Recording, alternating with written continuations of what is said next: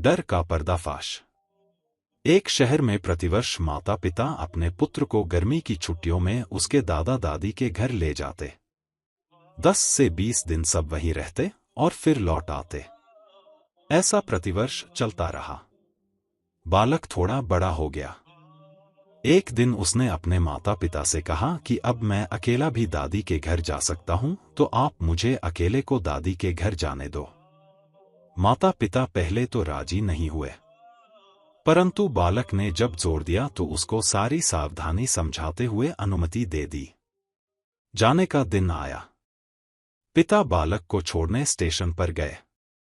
Train में उसको उसकी सीट पर बिठाया। फिर बाहर आकर खिड़की में से उससे बात की। उसको सारी सावधानियां फिर से समझाईं। बालक ने कहा कि मुझे सब याद है, आप चिंता मत करो। ट्रेन को सिग्नल मिला, व्हिसिल लगी। तब पिता ने एक लिफाफा पुत्र को दिया और कहा कि बेटा, अगर रास्ते में तुझे डर लगे तो यह लिफाफा खोलकर इसमें जो लिखा उसको पढ़ना। बालक ने पत्र जेब में रख लिया। पिता ने हाथ हिलाकर विदा किया। ट्रेन चलती रही। हर स्टेशन पर नए लोग आते रहे, पुराने उतरते रहे। सबके साथ कोई न कोई था। अब बालक को अकेलापन लगने लगा। अगले स्टेशन पर ट्रेन में ऐसी शख्सियत आई जिसका चेहरा बहुत भयानक था। बालक पहली बार बिना माता पिता के, बिना किसी सहयोगी के यात्रा कर रहा था। उसने अपनी आंखें बंद कर सोने का प्रयास किया, परंतु बार बार वह भयानक चेहरा उसकी आंखों के सामने घूमने लगा।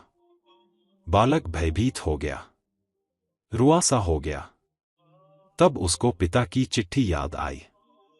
उसने जेब में हाथ डाला। हाथ कांप रहा था। पत्र निकाला, लिफाफा खोला और पढ़ा। पिता ने लिखा था, तू डरना मत, मैं पास वाले कंपार्टमेंट में ही हूं, इसी गाड़ी में बैठा हूं। बालक का चेहरा खिल उठा। सब डर काफूर हो गया। जीवन भी ऐसा ही है। जब भगवान ने हमको इस दुनिया में भेजा उस समय उन्होंने हमको भी एक पत्र दिया है जिसमें लिखा है, उदास मत होना, मैं हर पल, हर क्षण, हर जगह तुम्हारे साथ हूं। पूरी यात्रा तुम्हारे साथ करता हूं। केवल तुम मुझे स्मरण रखते रहो। सच्चे मन से याद करना, मैं एक पल में आ जाऊंगा। इसलिए चिंता नहीं करना, घबराना नहीं, हताश नहीं होना। चिंता करने से मानसिक और शारीरिक दोनों स्वास्थ्य प्रभावित होते हैं। परमात्मा पर, प्रभु पर, अपने इष्ट पर हर क्षण विश्वास रखें। वह हमेशा हमारे साथ हैं, हमारी पूरी यात्रा के दौरान, अंतिम श्वास तक। बस इसी एक एहसास को ही कायम रखने का प्रयास करते रहना है। सब कुछ उस परमात्मा पर छोड़ दें जिसकी मर्जी के बिना एक पत्ता भी नहीं हिल सकता।